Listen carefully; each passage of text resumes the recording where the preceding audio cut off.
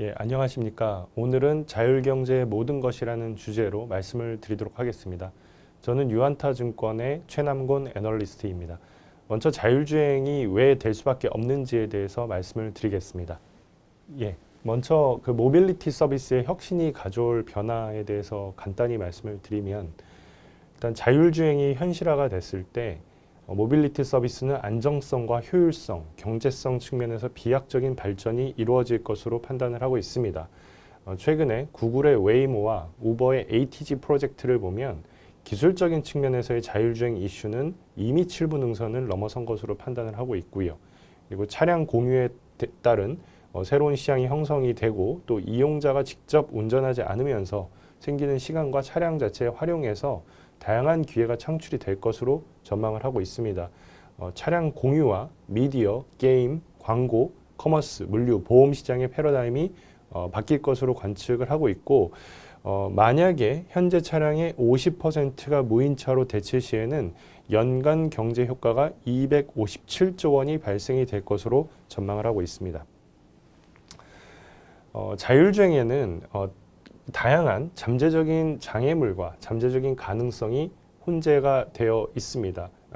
이 장애물이라는 것은 자율주행의 여러 가지 문제점을 의미를 하는 거고요. 가능성은 결국 이제 자율주행을 통해서 얻게 되는 장점을 얘기를 할 것인데요.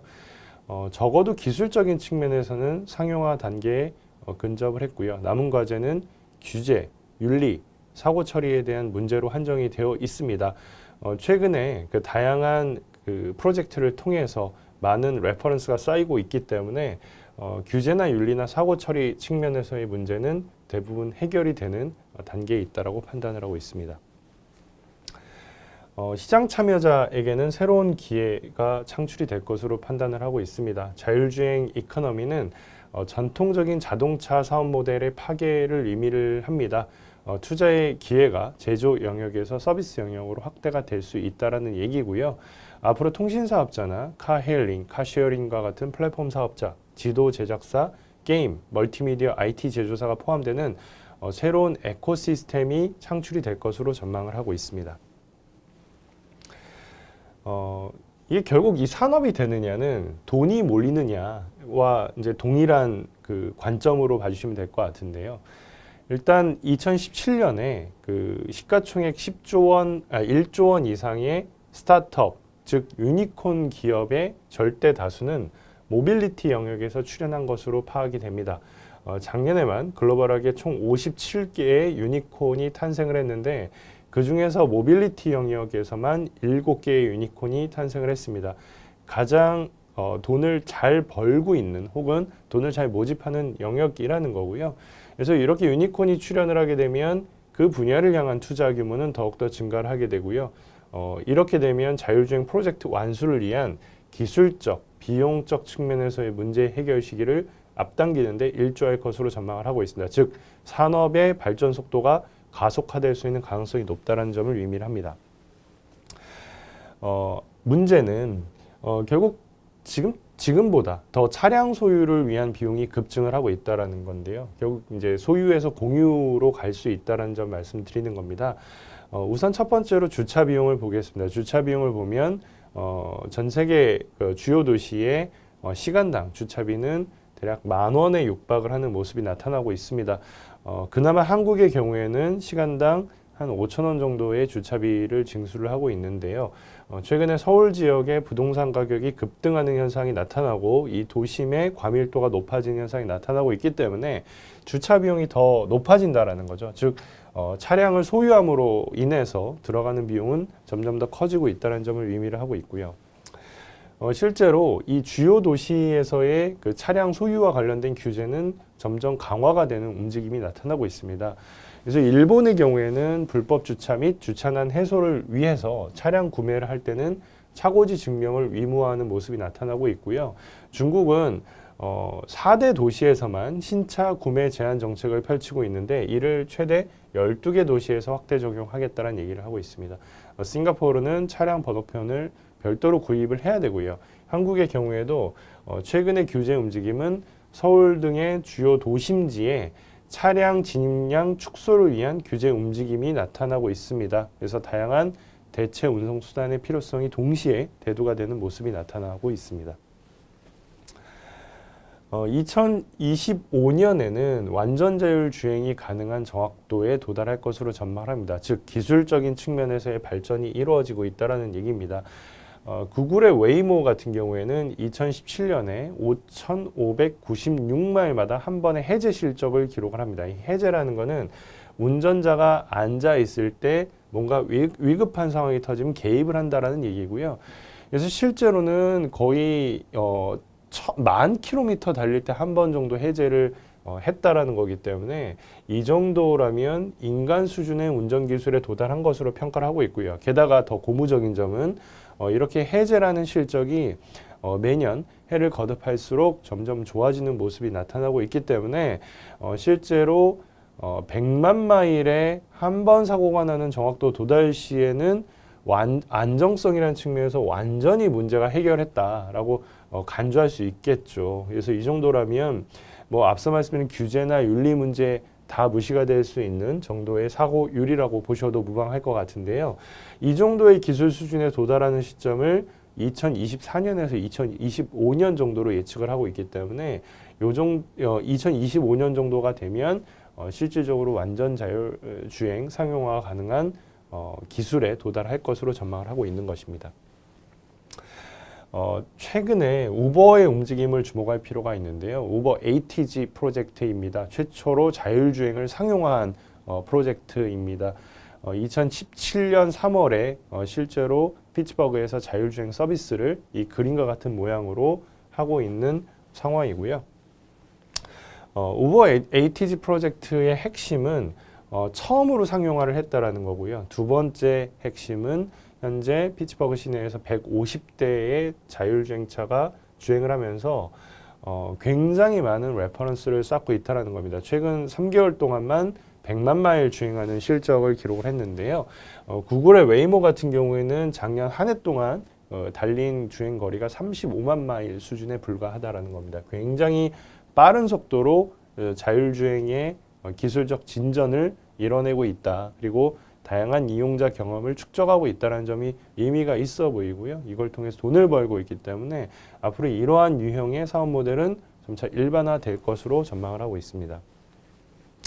경제성 이미 확보가 됐다고 보고 있습니다. 자율주행을 위한 주요 부품, 여기 표에 나와 있는 것처럼 이런 형태의 부품이 장착이 되면 자율주행이 실제로 가능한데요. 총 비용은 적게는 3,250달러에서 18,620달러 수준으로 추산이 됩니다. 운전자 1년 고용하는 데 들어가는 비용이 거의 5만 달러에서 10만 달러 수준에 가깝기 때문에 이 정도라면 경제성은 완전히 확보했다라고 보셔도 무방할 것 같습니다. 공공운송 서비스 한계가 있습니다. 불만 많죠. 고비용의 불친절, 특정 시간대 수요와 공급이 불일치하면서 나타나는 문제들이 있습니다. 이는 정부의 과도한 진입장벽 보호에 따른 문제라고 볼 수 있겠는데요. 실제로 뉴욕시의 우버 서비스가 등장한 이후에 전통적인 택시 운송 회사인 메덜레이언 파이낸셜의 주가는 고점 대비 10분의 1 수준으로 급락을 했습니다. 그래서 이는 공공운송 서비스에 대한 소비자 수요가 어떤 접점에 있는지 보여준 사례이고요. 반대로 우버와 그다음에 디디 추싱의 평가 가치를 보면 계속적으로 올라가는 모습을 보여주고 있습니다. 그래서 시장의 눈높이는 차량 공유보다는 공공운송 서비스의 대체 가능성이 맞춰져 있다라고 보실 수 있겠습니다. 카일링 업체 아주 잘 나갑니다. 하지만 걱정은 결국 인건비에 대한 문제를 어떻게 해결할 것인가입니다. 이 부분을 해결하게 되면 결국 카일링 업체는 앞으로 공공운송 서비스를 완벽히 대체하는 모습이 나타날 수 있겠는데요. 결국 그 문제를 위한 유일한 솔루션은 자율주행 기술이라는 겁니다. 그래서 최근에 우버와 디디가 자율주행 기술 개발을 선도하는 이유가 이런 맥락으로 이해해 볼 수 있겠다 말씀을 드리겠습니다. 예, 그래서 여기 그림에서 보시는 것처럼 이 카일링 업체의 문제점은 운전자 비용이 과도하다라는 거고요. 현재 공공운송 서비스를 대체하기 위해서는 운전자 비용을 제거하는 것이 결국 카일링 업체의 지속 가능한 경영을 이끌어 나가는 변수가 될 수 있다라는 겁니다. 이를 위해서 카이링 업체가 자율주행 R&D에 적극적으로 나서고 있다 볼 수 있겠습니다.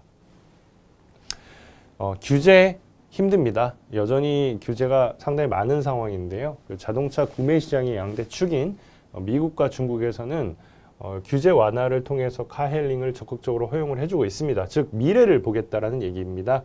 그래서 앞으로 다른 국가의 경우에도 한국을 포함해서요, 중국과 미국과 유사한 형태로 규제 완화하는 흐름에 동참을 할 것으로 전망을 하고 있습니다.